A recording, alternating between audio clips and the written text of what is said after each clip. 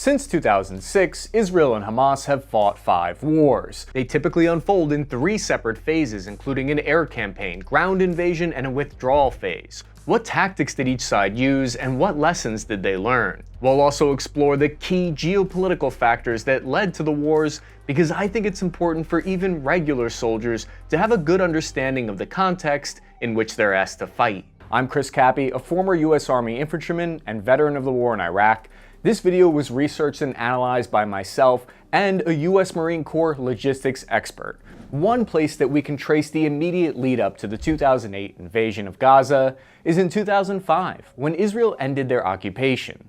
At this point, Israel disengaged and ended nearly 40 years of occupation, but they still kept a presence on the outskirts of the city. Hamas and Israel signed a ceasefire agreement on February 8, 2005, and it looked like there might be this peaceful period for a time. However, this became less likely when Hamas won a civil war against Fatah, the group that had controlled the Gaza Strip in the past. Then, Hamas surprised everyone when they won the Gaza government elections the following year. So from Israel's point of view, they now had a terrorist organization in charge on their border that had a charter that called for their destruction. This prompted both Israel and Egypt to enforce a blockade of Gaza in June 2007. And so we start to see some of the factors for the conflict begin to coalesce. Recently, I've been bent over and hit real hard by YouTube censorship, so the only way these episodes can stay free is thanks to our sponsor. Just remember guys, tonight is your last chance to win this Skywalker ready-to-fly drone from UAV Systems, thanks to our partner GetEnterToWin.com. They're a veteran-owned small business offering you the opportunity to get this drone for yourself. Just click the link in the description or head over to go.getentertowin.com/taskandpurpose, buy one of our custom limited edition collectibles, and you'll be automatically entered to win this badass fixed wing drone.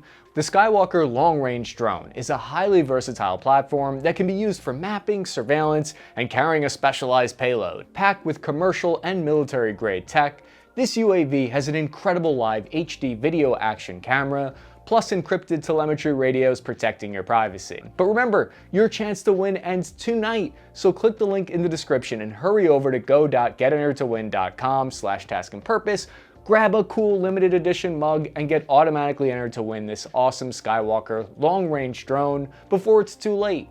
You can support my channel and our ability to keep making the kind of free content that you love by just clicking the link and scooping up a custom mug to get automatically entered to win. Hurry up though, because the deadline to enter is tonight at 11:59 p.m. Pacific Standard Time. Good luck. How you think the ceasefire agreement broke down will vary depending on your personal point of view and interpretation of the next sequence of events. What's not debatable is that one of the main points of contention for both sides was the Israeli blockade of Gaza. Because after the negotiated ceasefire, Palestinians believed commerce and the flow of trade into and out of Gaza was going to be restored to the same levels as before Israel's withdrawal in 2005. Israel tried to find a solution that would be a win-win. They offered to tie the level of increase of goods transported into Gaza directly to the lull in rocket attacks. Basically, if there was no Hamas rocket attacks, then Israel allowed the flow of increased materials into Gaza. Hamas did not fire rockets towards Israel for an extended period of 14 months during this time period, in accordance with the ceasefire agreement. Hypothetically, this should have been a win-win situation. Initially, Israel allowed 20% increase in humanitarian supplies, clothes, and construction materials. However, the BBC reported on November 11, 2008, that Gaza was only receiving 28% of the goods that they'd gotten prior to Hamas taking over. The reason for this, from Israel's perspective, is that they claimed it was because their border checkpoints were being attacked by Hamas. They accused Hamas of underfunding their own institutional systems like their healthcare system, and so this became a lose-lose situation. Between November and early December 2008, only 700 truckloads of goods were allowed to enter Gaza by Israel. For context, that's about the same amount that would go through in one day without a blockade.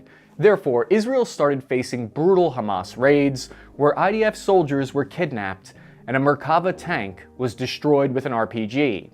This in turn caused Israel to squeeze tighter to control the blockade on Gaza's border. But the last straw that broke the camel's back from Israel's point of view was the tunnels. These are tunnels that Hamas built stretching towards Israel's border checkpoints after 2006.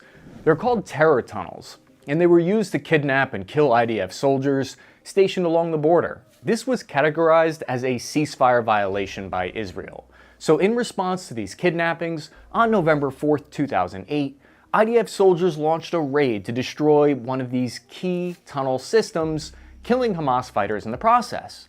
In Gaza, Israeli troops are still tracking terrorist tunnels dug under the border. In some cases, they're still hard at work destroying this vast network of tunnels stretching from Gaza into Israel. This sparked this game of tit for tat because Hamas fired dozens of mortars and rockets into Israel.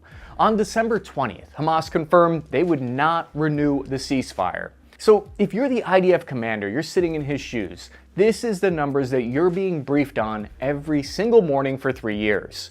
The number of rocket and mortar hits in Israel had been climbing since they left Gaza. On the morning of December 27, 2008, Israel launched Operation Cast Lead. The purpose behind the operation was to destroy Hamas's rocket launching capability, which indiscriminately targeted Israeli residents. And Israel wanted to knock out their tunnels to prevent Hamas from kidnapping and weapon smuggling. At 11:30 in the morning, multiple sorties of F-16s and Apache attack helicopters filled the 7 by 25 mile airspace above the Gaza Strip. By the end of the day, the Gaza Strip experienced some of the worst fighting since 1967. Israel Air Force pilots destroyed dozens of targets, which left 200 to 300 Gaza residents dead and over 700 wounded. However, this was only the first day of what would become a 23-day-long operation. The entire operation played out in 3 different phases. First, an air campaign, followed by a ground invasion, and brief occupation of key areas inside Gaza, then a withdrawal and ceasefire agreement. This 3-phase cycle design appears to repeat itself in 2014. Phase 1 began with a deception and disinformation campaign from Israel designed to lull Hamas fighters into a false sense of security. Radio traffic broadcast the day prior stated the IDF forces would soon pull back and relax their security posture. Even if this broadcast only fooled 10% of Hamas fighters or caused them to be off guard, it still is an advantage. Instead of Israel relaxing, though, a sudden air campaign began. F-16s and Apache gunships struck a wide range of targets over 7 straight days. Accompanying the bombing, A-Force Skyhawks dropped over 2 million leaflets to warn civilians and Palestinians and urge them to take shelter or evacuate.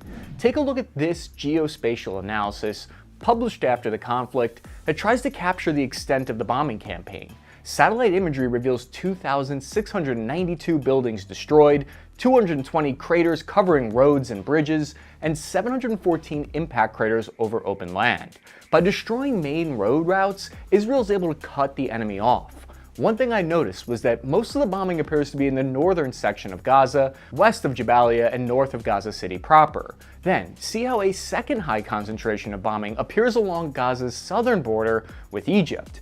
This is because this is where tunnel systems and black market roads, smuggling routes for rockets and weapons into the Strip. These concentrations tell us where Israel believes Hamas holds their strength. Although the Gaza Strip is a very small place, it's interesting to see some places of concentration for these bombs in the north and along the border. Meanwhile, more agrarian southern sectors appear relatively untouched. To strike targets, the Israeli Air Force used a variety of ordnance, including Spike anti-tank and anti-personnel missiles, and the newly fielded GBU-39 small-diameter bomb, courtesy of the United States military. And after-action reports published by the Washington Institute found 80% of these bombs used by the IAF were precision weapons, and 99% of the airstrikes hit their targets. Unfortunately, due to the dense nature of 2 million people living within a 140 square mile block in Gaza, even if Israel hit their targets, they still are going to contain civilians. Senior Hamas leaders, including Nazir Razan, the Rocket Force commander, and over 20 other key Hamas leaders were killed in airstrikes on their homes alongside their families. Despite this, Israel continued to work through methods to keep collateral damage as low as possible, including roof knocking. Although what you believe about the extent of Israel's efforts to lower collateral damage is likely going to depend on your personal feelings about the conflict. Now at this point there are controversial claims that we're not going to sidestep just because they're difficult to talk about. We can't ignore them here, because it's an important concept for you to understand. You're going to hear that Hamas uses civilian shields as a major tactic, and that they use hospitals and schools to fire rockets and store ammunition from. This is considered a war crime under the law of armed conflict. It's important to address this topic, since we also explore the claims that Israel bombs civilians. On the other side of the argument, Palestine claims these people have nowhere to go, and they state that they're so opposed to Israel in some cases that they're willing to do anything to help defeat them. It's also important to note that in the past, the United States had tied their $3 billion in annual aid to Israel to their ability to limit collateral damage. The fifth day of bombing was a turning point. Israel started to bomb empty patches of ground around the border of Gaza. This might seem like you're just blowing up dirt, but in reality it was actually the IDF's efforts to clear the area of minefields. This was the first actionable step, and it tells us what Israel's going to do first before invading, because they cleared the path for ground forces to invade into areas of the Strip. 20,000 Israeli ground forces entered into Gaza, which is about the same size as Israel's professional army. The other 100,000 are conscripts, and additional thousands more reservists were called up. On January 3rd, the IDF started Phase 2 of the ground assault, coordinating infantry, armor, artillery, and engineering units to first target Beit Lahiya, where 60,000 people live, and Beit Hanon, of 30,000 people, ancient cities, located just 6 kilometers from the closest Israeli village. Operation Cast Lead had begun. Israel's engineering corps led the assault. They cleared a safe path by using up-armored D9 Caterpillars. They cleared improvised explosive devices that Hamas had planted in homes and on streets.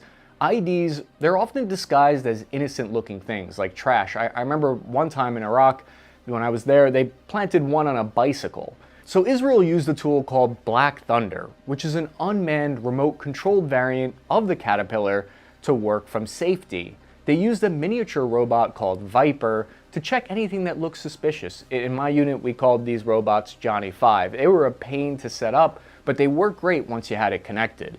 The IDF leaned on technology to mitigate their vulnerabilities. Israeli engineers used a 360 camera grenade that soldiers could throw into a room to take photos, and this would allow the user to see what traps could be waiting for them inside a room. But they also had low-tech solutions, like the OKET's unit of bomb-sniffing dogs, which worked 33 missions with no casualties. Dogs are valuable on patrol because they're even trained to smell when there are enemy nearby. And I swear they have a kind of sixth sense for danger in combat zones. All the while, Israeli artillery pounded targets and supported the infantry as they pushed further into Gaza. In fact, artillery fired around 7,000 rounds during the conflict, according to open source intelligence numbers. This may sound like a high number, but in actuality, it's extremely low. For context, Israel fired 7,000 rounds over the 23-day-long operation, while over 24,000 rounds are fired between Russia and Ukraine daily. The Merkava Mark IV tanks from Israel that are in the 401st Armored Brigade were instrumental in clearing fighting positions that were entrenched and dug in, showing just how important main battle tanks are in urban warfare. They blocked main supply routes in and out of key areas. Armor is used as direct fire shock units when it's difficult to drop a bomb or artillery on some location. This is truly a display of combined ops warfare because off Gaza's west coast, the Israeli Navy established a blockade around the Strip and began striking targets ashore using Typhoon weapon systems and surface-to-surface missiles. Striking from the sea, the Israeli Navy specifically targeted the command and control centers of Hamas and even Hamas's prime minister's office.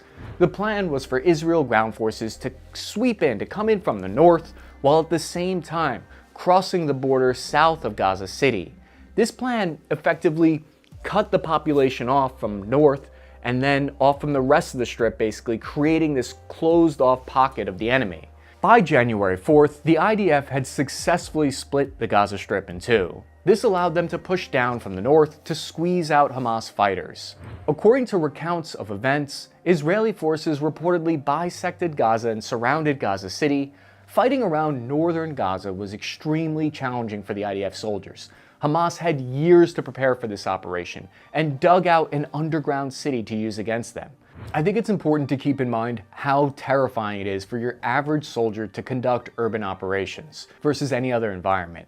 It's made even more horrible by the fact that both sides are motivated to win by any means necessary because they're fighting right near their home turf and in some cases from their actual homes. When you're in a city, the amount of locations you could take fire from is multiplied by 100 times. Every window, every basement, and pile of rubble could be a threat. You become hyper alert as a normal baseline existence. This feeling of being on alert and adrenaline pumped into your brain changes the way your brain works and has lasting effects on you even after the war is over. Israeli airstrikes targeted 5 ministerial buildings that were owned by the Islamic University. They hit a sports center, 2 Hamas training camps. They destroyed the home of senior Hamas commanders and knocked out the ministers of finance and interior of education. Israeli Merkava tanks and ground infantry seized control of large parts of the Gaza Strip. There were claims of Hamas terrorists using UN schools as locations to fire mortars from, and then the IDF would return fire and level civilian buildings. Fighting continued on the ground and in the air until the 18th of January 2009, when Israel announced a unilateral ceasefire, and so this began the beginning of Phase 3, the withdrawal. A few days later, on January 21st, all IDF ground troops were out of the Gaza Strip. This operation was what some IDF officers refer to as mowing the grass. It's a technique to destroy as much of Hamas's military capabilities as possible to set them back for a few years and then leave. But how successful was the operation? According to a US congressional research report, Palestine lost an estimated 1,400 people. The ratio of fighters to civilian deaths in that number is always contentious and controversial. NGOs claim 700 civilians and 300 Hamas soldiers were killed, while Israel says the opposite.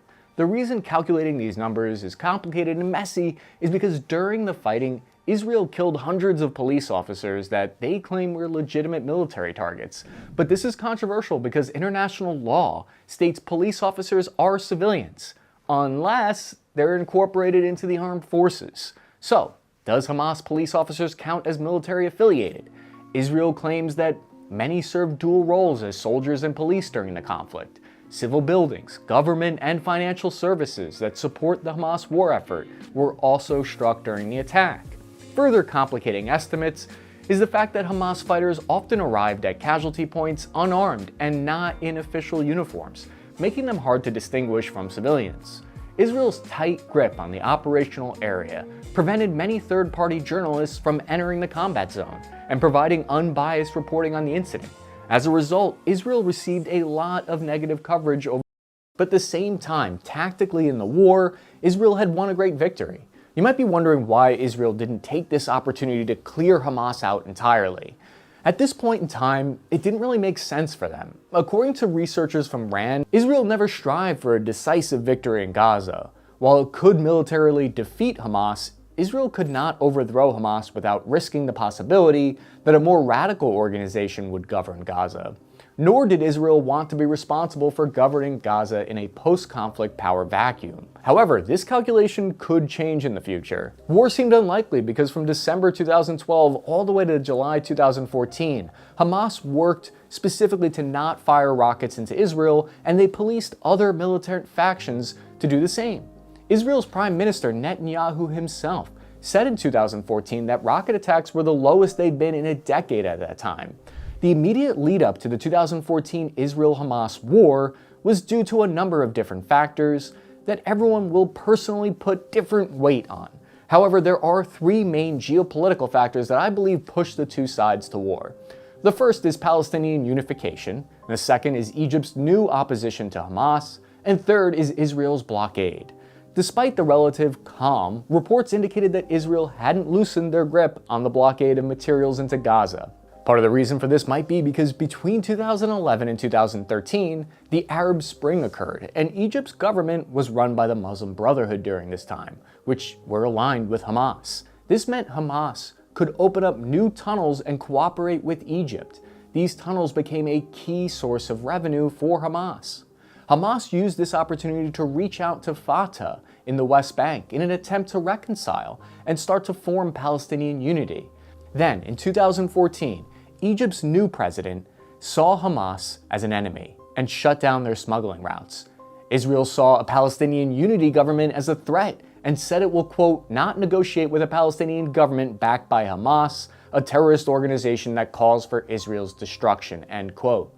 Hamas revenue was choked, Israel's blockade remained tight, and so a breaking point was reached on the 12th of June 2014, when 3 Israeli teenagers were abducted in the West Bank and later found dead. There are conflicting reports on if Hamas ordered the attack directly or if it was done by a rogue militant group. Either way, Israel retaliated with bombing Hamas targets. For the first time since 2012, Hamas directly ordered the firing of rockets. More than 200 rockets and mortars were launched over the wall into Gaza, randomly striking Israeli civilians. Therefore, Israel decided it was time to go mow the grass again. 2014 Operation Protective Edge also contained 3 phases, but it played out very differently.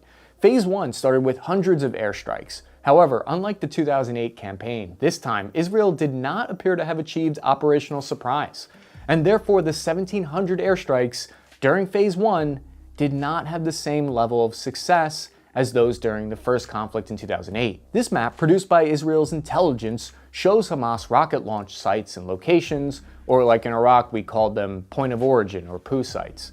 It was clear Hamas had improved their operation due to the fact that they had sustained a rate of 177 rocket attacks each day, which is more than double the 44 rockets that they were able to fire in 2008 each day. Phase 2, the ground invasion, started on July 17th. This map shows us how IDF ground forces positioned along the border prior to the invasion.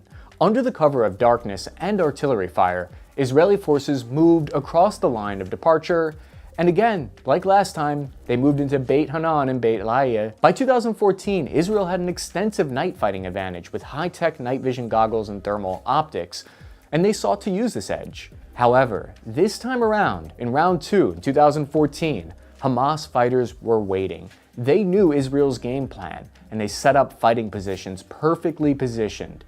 The IDF took heavy casualties, more casualties than in 2008. They were forced to hold their position and wait for additional airstrikes before moving in.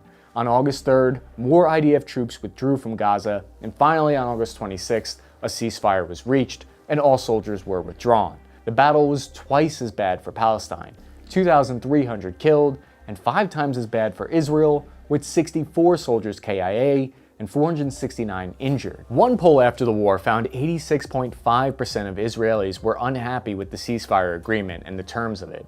This gives us insight into why Israelis were unhappy with the results of the war.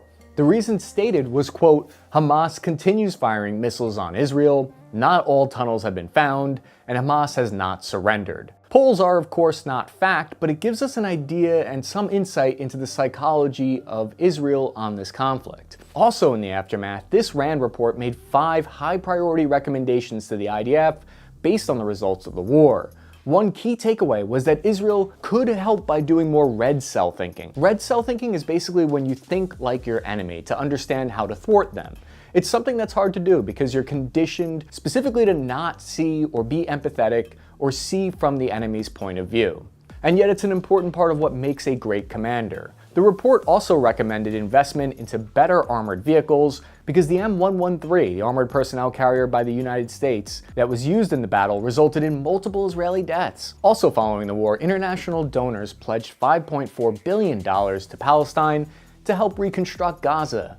Between 2014 and 2021, there was a relative quiet period. The conflict in 2021 is when I personally start to see many of the factors that would lead to what happened in 2023 and what's currently unfolding. There were a number of issues that led to the 2021 conflict, but there are 2 specific reasons that are said to have been paramount. The first being the Al-Aqsa Mosque complex, and the second being Jewish settlements in the West Bank. For a second, we have to go back to Sunday school and talk about religion. The city of Jerusalem has some of the most holy sites in Judaism, Islam, and Christianity. The most significant being centered around a part of the old city in East Jerusalem known as Temple Mount. For Muslims, the site is considered to be where Prophet Muhammad ascended to heaven, so you can imagine how sacred they hold this location. Both the Dome of the Rock and the Al-Aqsa Mosque are under special stewardship by the Jordanian government, but East Jerusalem is under military occupation by the Israeli Defense Forces, so they essentially control the site. Jewish Heritage also has claims to the site because they believe the first and second temples of Israel were built there in ancient times, so the third temple is where they believe the Jewish Messiah will arrive. The point being that the holiest and most sacred places for two major world religions occupy the exact same spot. This could be a recipe for unity and putting our differences aside. It could be a way for us to recognize that even though we have different religions and beliefs, we both value similar locations. Or it could be a recipe for unmitigated disaster. Clashes between groups of Palestinians and Israelis led to the Israeli police restricting access to the Al-Aqsa Mosque. They did this right on the first Friday of Ramadan, which is the Muslim holy month. Videos of these clashes went viral on TikTok, which in turn caused riots to spread throughout Jerusalem. At the same time, an Israeli Supreme Court case was expected to rule on an eviction case where around 75 Palestinian families were about to get evicted for not paying rent. If they were evicted, Israeli settlers would move in. Terms can be controversial here because from Israel's point of view, they don't like to be called settlers and would prefer residents. And from Palestine's point of view, they would like to call them colonizers. Settlements by Jewish communities on lands inhabited by Palestinian families is a complicated issue, considered illegal under international law, but Israel disputes where and when the laws actually apply. We also need to address the political division. Israeli Prime Minister Benjamin Netanyahu, he was embroiled in corruption scandals and criminal indictments over alleged bribery and fraud, and he was on his fourth term. On the Palestinian side, the Palestinian National Authority in the West Bank, ruled by President Abbas, had held office since 2005, despite only having a 4-year term. On April 29, 2014, Abbas once again delayed upcoming elections to stay in power. So to oversimplify things, both Israelis and Palestinians were convinced their governments were ineffective and corrupt. In times like these, individuals increasingly flocked to extremist groups for resolutions to their problems. Israeli police responded to the growing unrest with water cannons and tear gas to break up protests. Hamas fired 40 rockets on April 26, and things started to spiral out of control. On May 6, 2014, Israeli police shot and killed 2 Palestinians during a raid in a village of Nablus. Outraged, Muslims threw rocks at Israeli police, who responded with rubber bullets. On May 10th, Hamas issued an ultimatum to Israel that all Israeli security personnel must leave the Al-Aqsa compound, or they would launch a full-scale attack on Israel. Predictably, Israel didn't budge, and Hamas fired 150 rockets immediately after the 6 p.m. deadline had passed. Therefore, Israel launched a massive airstrike campaign against Hamas. Riots continued to spread throughout the country, with the worst of the mayhem focused in the city of Lod, just 25 kilometers or about 30-minute drive from Tel Aviv. Arab rioters here firebombed houses, synagogues, schools, and hospitals. In hindsight, this might have emboldened Hamas because they saw and observed a weak spot in Israel's defense. They saw they could potentially strike deep into Israel. Jewish rioters caused their own share of damage by vandalizing sacred Muslim locations too. Chaos started to spread in other Israeli cities, and so Netanyahu declared a state of emergency. This was the first time since 1966 Israel had used emergency powers against an Arab community. The city of Lod was placed under curfew, and Israeli border police were surged into cities to quell violence. 10 reserve companies of the border guards had to be called up just to meet the demand, bolstering local police forces in a desperate struggle to control rioters and vigilantes from both sides. Hamas observed all this and saw how long it took for a full force from Israeli security to respond to reach these cities. Even with Israeli border police, the riots didn't calm down until 6 days later. 2,100 people were arrested over the course of the riots in the following days. 91% of those arrested were Arab or Palestinian. Meanwhile, in the skies over Gaza, the Israeli Air Force hammered the Strip. Israel also tried some ploys to draw out Hamas militants. For example, on May 14th, the IDF announced that they were going to send troops in to invade Gaza again to clear out Hamas on the ground. This was a psych. It was a feint. Because instead, immediately following the announcement, the Israeli Air Force intensified their bombing campaign. This drew Hamas fighters out and hit them in their defensive emplacements, where they lay in wait for a repeat of 2014. This time, the IDF had tricked Hamas. The IDF then retracted their announcement of boots on the ground. These airstrikes were controversial though. They destroyed 4 buildings in the busy Ramal neighborhood of central Gaza, home to 500,000 people, 25% of Gaza's population. The district included the Al Jalala building, which housed the bureau for several major international news agencies. US-based Associated Press and Qatar-based Al Jazeera networks got the same 60-minute warning as the rest of Gaza to evacuate the building, which was widely criticized as an attack on the freedom of the press. But Israel states Hamas was using the complex array of antennas on the top of the building to hide jamming devices that would interfere with Israel's Iron Dome defense system. It was a rare admission by the IDF about a potential vulnerability in the Iron Dome. Both sides claimed victory, the riots were suppressed, and the Al-Aqsa Mosque reopened. The World Bank estimates that it would take $485 million over 2 years for Gaza to recover from that damage. President Abbas and Netanyahu remain in power, and both sides learned about each other's vulnerabilities. For many ways, it set the stage for what would happen 2 years later in 2023. During that time, Hamas regrouped and planned an attack that would shock the world.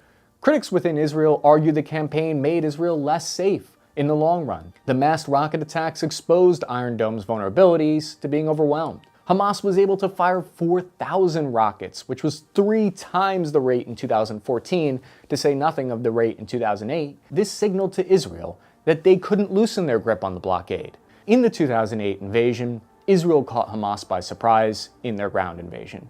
In 2014, Hamas was ready for Israel, entrenched positions on the streets, and they inflicted 5 times the casualties on the IDF compared to in 2008. In 2021, the social and political disagreements had reached an all-time high between the two. The Israeli air campaign fooled Hamas to run into their entrenched positions on the streets and hit them hard, based on what Hamas did in 2014. But during the 2021 war, Hamas learned Israel's domestic defenses were weak. They learned it took Israel's security days to respond to threats deep within their borders. And so one thing that might change in 2023 could be the policy that's been long-standing, that the IDF could decide that mowing the lawn is no longer a viable policy. Personally, I'm praying for peace between the two communities and a solution that's beneficial for as many people as possible. I'm your average infantryman, Chris Cappy. Thank you for watching. If you found the video valuable in some way, please hit the like button and check out one of our other videos while you're here. Thank you for watching as always, and I'll see you guys in a few days.